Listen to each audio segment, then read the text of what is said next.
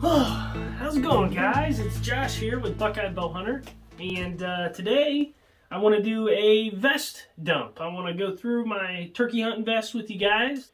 Turkey season's coming up. It's like March 23rd, I believe, and I have not gone through my vest yet this year. I just bought a whole bunch of diaphragm calls from Hooks Custom Calls. I've used them for years. They're really, really nice, like cheap calls. They're only about like, I think $5 or $6 a piece, which is pretty cheap compared to a lot of the other like calls on the market, which can be 20. You know, some of the Woodhaven ones are 15, 20 bucks a piece. So all these different calls I just bought, they're all $4 or $5 a piece, and they sound great.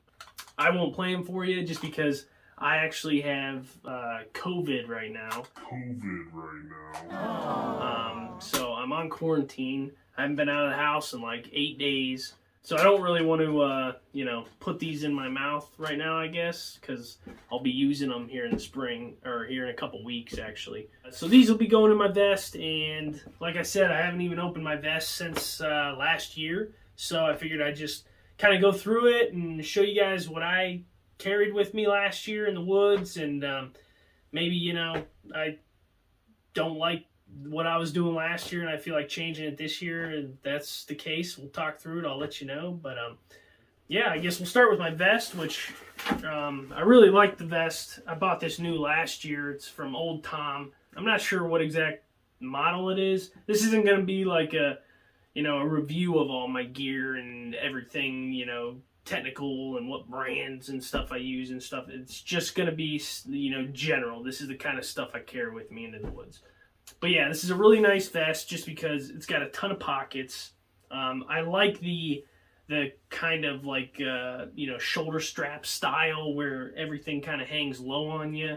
I feel like it's just easier for me to access stuff, and it doesn't feel like you're wearing so much, especially when it gets hot out late in the season. It can be 75, 80 degrees in the morning, and you got one of these big full vests on. Like, that's too much for me. So something like this with just these shoulder straps, and it just hangs, all your gear kind of hangs low on your waist, is perfect for me. The other thing I really like about this vest is it's got a really nice butt pad, thick butt pad. And it's got padding in the back too, for when you're sitting up next to a tree for a while. You don't get a knot or something stuck in your back that's driving you crazy. This will help you out.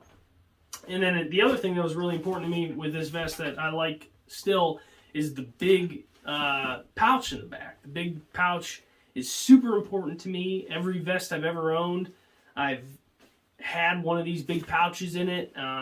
I take that back. I actually had a vest maybe 2 or 3 years ago that didn't, and I used it for about half a season, and I got rid of it because I had nowhere to carry, a lot of the stuff I like to carry. And in the back here right now, it looks like I got a decoy stake, a decoy, and this is just, I think this is from like Montana Decoys. It's pretty cool. Pop it open, and it expands. There's some springs in there, and you gotta kind of straighten its head out a little bit. And yeah, it's a pretty cool decoy. Takes up no room. I hunt a lot of private land, so I use decoys quite a bit, but this is always one that I'm carrying with me just because it's so mobile and easy to carry. But I'll set that down here.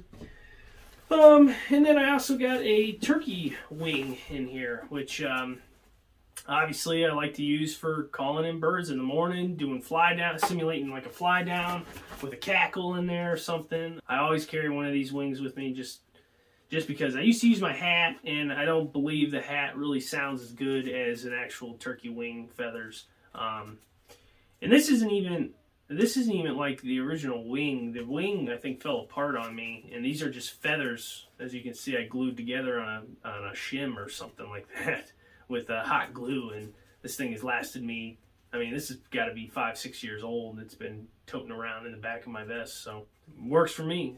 Yeah, try it out. And I think that's it. A lot of times I'll carry a water bottle back here, or a roll of toilet paper or something like that, depending on where I'm hunting. But yeah, so with that said, let's pop over. I guess I'll show you these here. In the front here, I got a crow call and a owl hooter, which it's always good to carry some kind of locator call. You know, if you're trying to call in birds without getting them, you know, headed your way immediately, this is, you know, an owl hooter or crow call or anything loud like that. Coyote howler, you know, a peacock call or a hawk call. Next here, I got a pot call pouch here, and just got a couple different kinds of pot calls in here.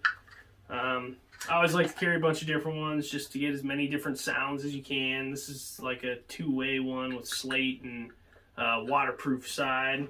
And this is just a glass call. I've had this glass call forever from Windy Hill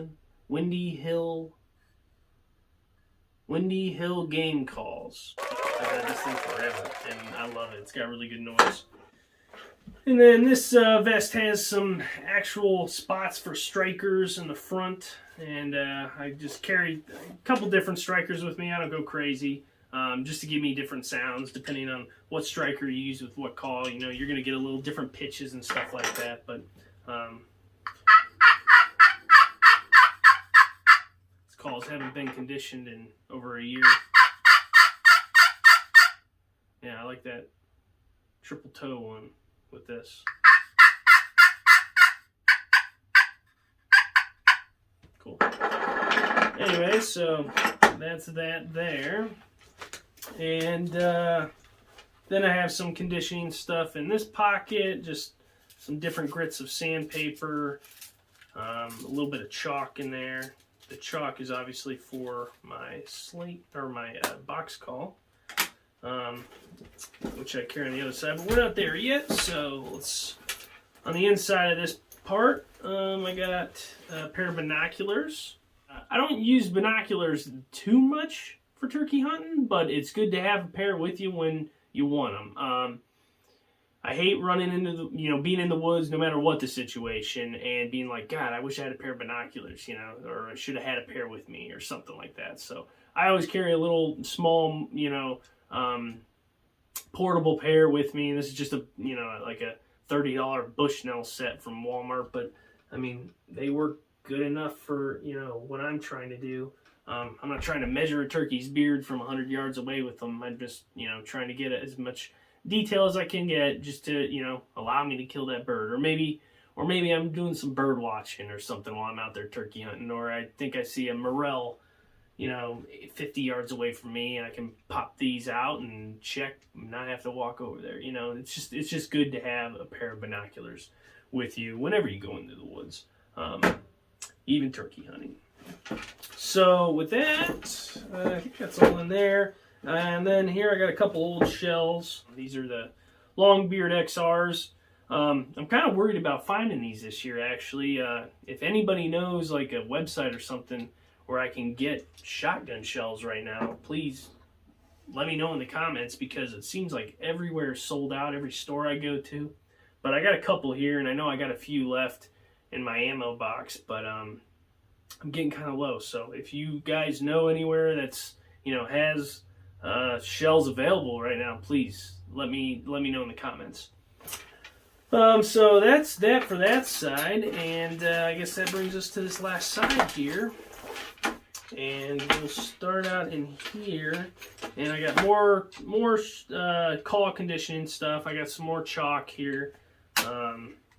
This is just a Night and Hale conditioning set, which is kind of cool. It's got a stone, and it's got a little curved area for doing up your strikers like this with some sandpaper in it, and then it's got a couple different grits in here.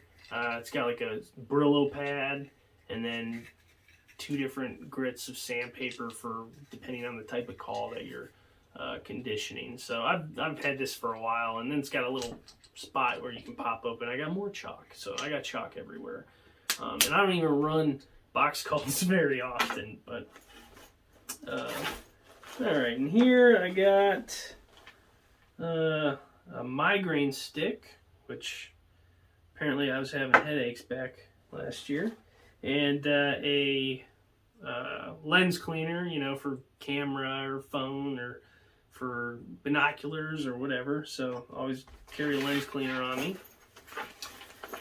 All right, and then inside this pocket I have, we all know what that is, old TP, and then some gallon Ziploc baggies for, you know, if you kill a turkey, you gotta have somewhere to put the breasts and the legs and the wings. So I always carry Ziploc baggie, and then usually I'll have like a cooler or something with me if I'm hunting further away from home with ice in it that I can throw, you know, the meat in right away. Otherwise, I'm usually hunting within a half hour of my house. So if I kill a bird, I can make it home and, you know, have that bird in the freezer within an hour. So, all right. And then on the front side here, I got another pot call. This is just a cheap Primos Jackpot slate call. So I got another one of those.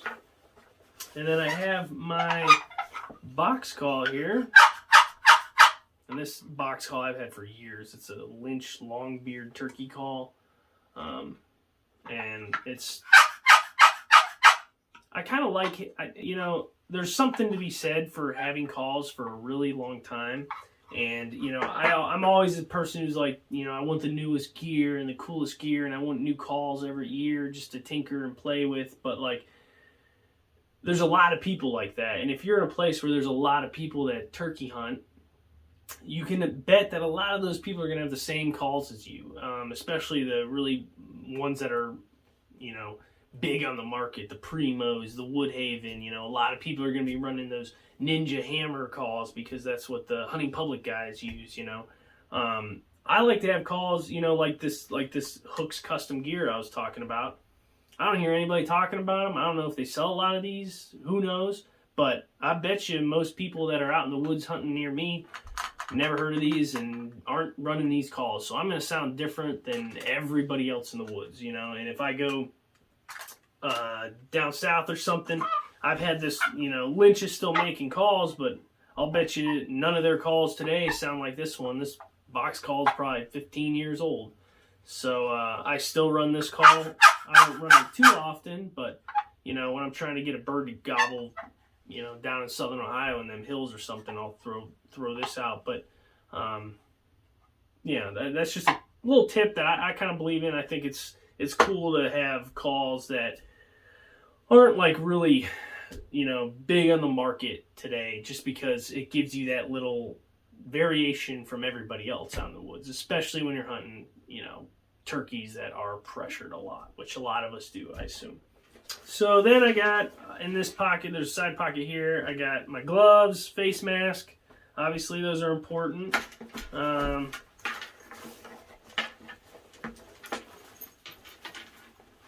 Let's throw this one over here. I got another striker in here. Cool. And then my turkey tote. I'm going to kill a bird. Carry the bird out. And, ooh, I got another pot call in here. This is a big fat one. This is a Putt and Purr, something like that from Woodhaven. I've had this for a while. This is like a...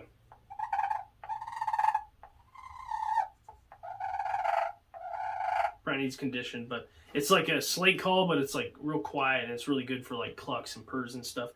I don't use it too often just because if you're gonna be that quiet, that bird's probably in really close, and you know, a slate call is probably not what you want to be using just because of the movement. I don't hunt out of blinds too often, but you never know. So I guess I was carrying this with me last year. Probably won't carry this too often. I don't think I used this once last year, honestly. But yeah, so that empties my vest there. And then, I guess a couple other things.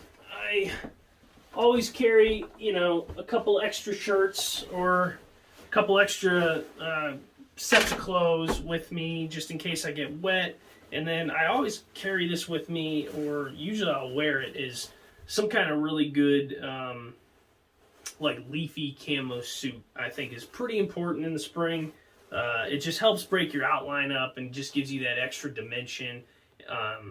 very important in my opinion. So I always wear one of these when I'm turkey hunting.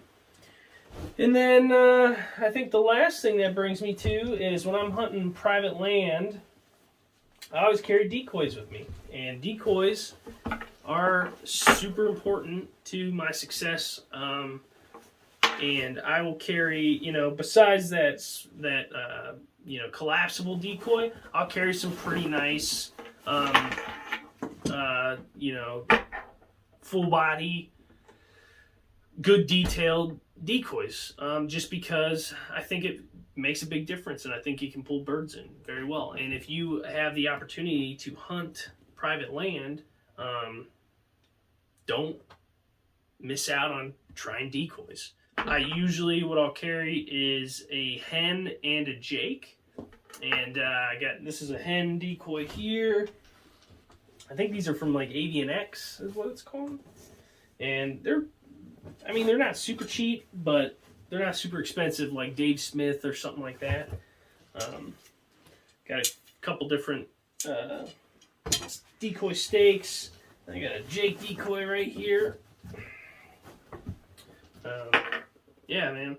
Set these up and bring them big toms running right into you. So I've killed a few birds where they've walked right into this decoy set and, you know, had no idea. So I think it pays to put some money down when you're looking for decoys, but you don't have to spend an arm and a leg. You know, you don't have to spend $500 on a hen and a gobbler decoy set. And that's about it. And every once in a while, I have a full gobbler somewhere over here in my closet that I never really use too often. And then I have his tail's all messed up, but I have like a reaping gobbler that I'll use every once in a while. I kind of just keep this in the bed of my truck during turkey season, just in case, you know, if I'm driving around and I happen to see a bird somewhere where I can hunt, maybe, you know, put on a little stock with this thing. But yeah, that's about all my turkey hunting stuff there. I think that about sums it up. So if you guys have any questions or comments about anything I talked about, if you want to know any of the gear I use or any of the brands or whatever, just ask in the comments. I'll try and get back to you. Yeah, if you guys want to know like what kind of camera gear and stuff I'm running this year, I'm not sure yet. I'm still trying to figure that out and trying to kind of assess the stuff I want to do and how I want to film this year. I just bought a new tripod actually, which you guys are sitting on right now. Let me know if you guys are interested in that. I can make a video about that, but that's my turkey vest. So thanks for watching, and thanks for all the support. Thanks for all the likes and the comments, and really appreciate the subscribers. I can't thank you guys enough. So with that said, thank you for watching, and we'll see you guys on the next one.